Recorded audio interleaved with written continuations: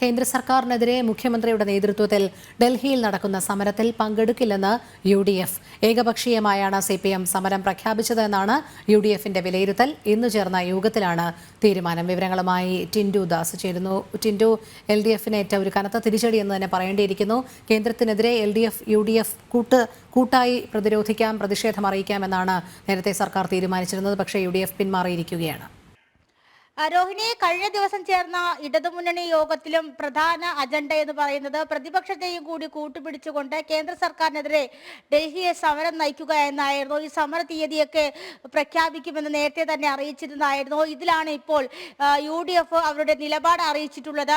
ഇന്ന് ചേർന്ന ഓൺലൈൻ യോഗത്തിന് ശേഷമാണ് ഇത്തരത്തിലൊരു നിലപാട് അറിയിച്ചിട്ടുള്ളത്. CPM ഏകപക്ഷീയമായിട്ടാണ് ഇത്തരത്തിലൊരു തീരുമാനമെടുത്തത്. ഈ തീരുമാനത്തിനോടൊപ്പം മുന്നോട്ട് പോകാൻ സാധിക്കില്ല.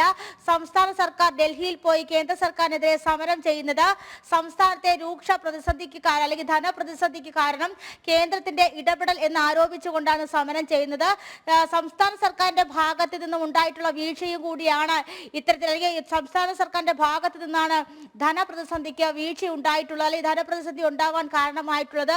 ഈ വീഴ്ചയ്ക്ക് പൂർണ്ണമായും ഉത്തരവാദി സംസ്ഥാന സർക്കാർ തന്നെയാണ്. അത്തരത്തിലൊരു സംസ്ഥാന സർക്കാരിന്റെ പക്ഷം മറച്ചു വെക്കാൻ വേണ്ടി വലതുപക്ഷത്തെ അല്ലെങ്കിൽ UDFനെ കൂടി കൂട്ടുപിടിച്ചുകൊണ്ടുള്ള സമരമുറയ്ക്ക് UDF തയ്യാറാകില്ല എന്ന് തന്നെയാണ് ഇപ്പോൾ നിലപാട് അറിയിച്ചിട്ടുള്ളത്. ഞാൻ നേരത്തെ സൂചിപ്പിച്ചതുപോലെ തന്നെ കഴിഞ്ഞ ദിവസം ചേർന്ന ഇടതുമുന്നണി യോഗത്തിലും അവരുടെ പ്രധാന അജണ്ട തന്നെ കേന്ദ്ര സർക്കാരിനെതിരെ അല്ലെങ്കിൽ കേന്ദ്ര സർക്കാരിനെതിരെ സാമ്പത്തിക പ്രതിസന്ധി രൂക്ഷമാണെന്ന്, അല്ലെങ്കിൽ കേന്ദ്ര സർക്കാരിന്റെ ഇടപെടൽ കൊണ്ടാണ് ഇത്തരത്തിൽ സാമ്പത്തിക പ്രതിസന്ധി ഉണ്ടാകുമെന്ന് ആരോപിച്ചുകൊണ്ടൊരു വ്യാജേന അല്ലെങ്കിൽ പൊതുജനങ്ങളുടെ കണ്ണിൽ പൊടിയിടാൻ വേണ്ടിയിട്ടൊരു സമരമാർഗം തയ്യാറാക്കുക, അതിന് UDFനെ കൂടി കൂട്ടുപിടിക്കുക.